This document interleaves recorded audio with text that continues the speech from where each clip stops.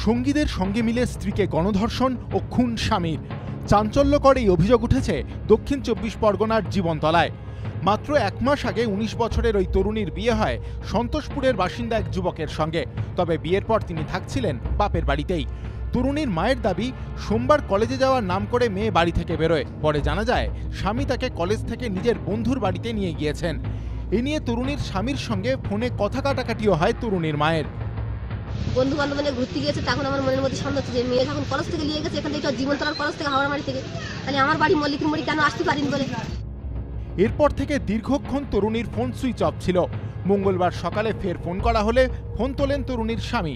তরুণীর মায়ের দাবি, জামাই তখন বলেন পথ দুর্ঘটনায় তার স্ত্রী গুরুতর আহত হয়েছেন, তাকে তিনি কলকাতায় নিয়ে যাচ্ছেন। এর কিছুক্ষণের মধ্যেই আবার জামাই ফের ফোন করে বলেন তরুণীর মৃত্যু হয়েছে, তিনি স্ত্রীর মৃতদেহ শ্বশুর বাড়িতে নিয়ে আসছেন।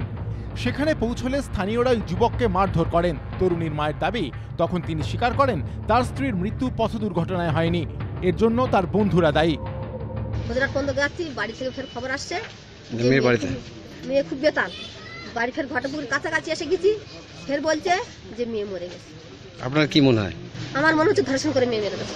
আমরা যেটা বুঝেছি যে ওর সঙ্গে আরো ওর বন্ধু বান্ধবের, ৩ জন বন্ধু বান্ধবের সঙ্গে সম্পর্ক ওর সঙ্গে ছিল।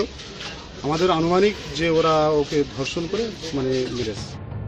ঘটনায় খুন, গণধর্ষণের পাশাপাশি জোর করে গর্ভপাত করানোর অভিযোগও দায়ের করেছে মৃত তরুণীর পরিবার। অভিযুক্ত স্বামীকে গ্রেফতার করেছে পুলিশ। শান্তনু নস্কর, এবিপি আনন্দ, দক্ষিণ ২৪ পরগনা।